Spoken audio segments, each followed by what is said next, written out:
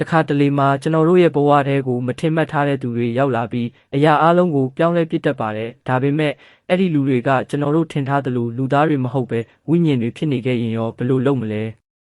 ဇလန်းအစမှာတော့ဖွန်ဆိုတဲ့ကောင်မလေးတစ်ယောက်ဟာသူမနဲ့သူမရဲ့မိသားစုကိုထောက်ပံ့ဖို့အတွက်စူးစမ်းပန်းစားအလုပ်လုပ်နေရပါတယ်တညမှာတော့အလုပ်ကနေအိမ်ပြန်လမ်းမှာလူဆိုးတစ်ယောက်ရဲ့ချင်းချောက်ချင်းကိုခံခဲ့ရပါတယ်အဲ့ဒီအချိန်မှာပဲအတော်ကြီးကျန်တစ်ယောက်ရုတ်တရက်ပေါ်လာပြီးလူဆိုးကိုမောင်းထုတ်ပေးခဲ့ပါတယ်အတော်ကြီးကျန်ဟာကြောက်လန့်နေတဲ့ဖုန်ကိုနှစ်သိမ့်ပေးခဲ့ပြီးသူတို့နှစ်ဦးရဲ့ယဉ်ကျေးမှုကအဲ့ဒီကလေးကစတင်ခဲ့ပါတယ်နောက်တစ်နေ့မှာတော့ဖုန်ဟာအတော်ကြီးကျန်ကိုသူတို့ရဲ့တိုက်ခန်းမှာထပ်တွေ့ခဲ့ပါတယ်အတော်ကြီးကျန်ကသူမရဲ့သားစီကနေပြန်လာတာလို့ပြောပါတယ်အဲ့ဒီနောက်ပိုင်းမှာတော့သူတို့နှစ်ဦးဟာအတူတူထမင်းစားစကားပြောရင်းပိုပြီးရင်းနှီးလာခဲ့ကြပါတယ်အတော်ကြီးကျန်ဟာဖုန်အတွက်မိခင်တယောက်လိုဖြစ်လာခဲ့ပြီးအားပေးထောက်ခံမှုတွေပေးခဲ့ပါတယ်ဖုန်ရဲ့ဘဝကတော့အခက်အခဲတွေနဲ့ပြည့်နှက်နေပါတယ်သူမဟာရတဲ့ဝင်ငွေအများစုကိုနာမကျန်းဖြစ်နေတဲ့အဖွားကိုပြုစုဖို့အတွက်အိမ်ကိုပို့ပေးနေရပါတယ်ဒါကြောင့်အိမ်လခကိုအချိန်မီမပေးနိုင်ပဲအခက်အခဲတွေနဲ့ရင်ဆိုင်နေရပါတယ်အိမ်ရှင်ကြီးဝန်ကလည်းအရန်ကိုတင်းကျပ်ပြီးအိမ်ကနေမောင်းထုတ်မယ်လို့ချင်းချောက်နေပါတယ်ဖုန်ရဲ့စိတ်ဆင်းရဲနေတာကိုမြင်တဲ့အခါ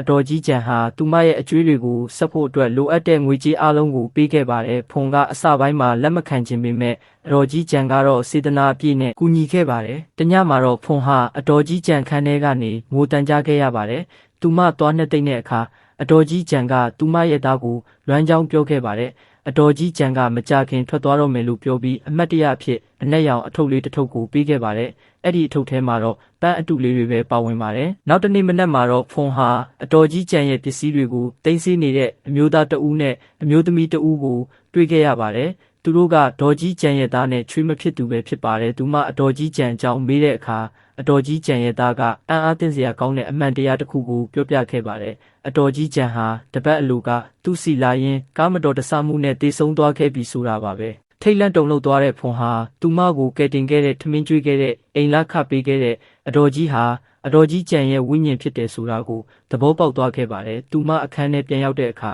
အနက်ရောင်အထုပ်လေးကိုထပ်ဖွင့်ကြည့်လိုက်ပါတယ်အံ့ဩစရာကောင်းတာကတော့အဲ့ဒီပန်းအတုလေးတွေနဲ့အတူငွေတွေနဲ့ရွှေတဲ့ပစ္စည်းတွေအများကြီးပါဝင်နေတာကိုတွေ့ခဲ့ရပါတယ်အတော်ကြီးကျန်ဟာသူမရဲ့နောက်ဆုံးအချိန်တွေမှာဖုန်ကိုကူညီဆောက်ရှောက်ပေးဖို့အတွက်ဒီလိုလုပ်ခဲ့တာပဲဖြစ်ပါတယ်ဒီဇလန်မှာအလူတန်းရဲ့စွမ်းအားနဲ့စေတနာမေတ္တာတွေဟာတည်ဆုံးပြီးနောက်မှာတောင်ဆက်လက်တည်ရှိနေနိုင်တယ်ဆိုတာကိုဒီဇလန်လေးကနေကျွန်တော်တို့သင်ခန်းစာယူနိုင်ပါတယ်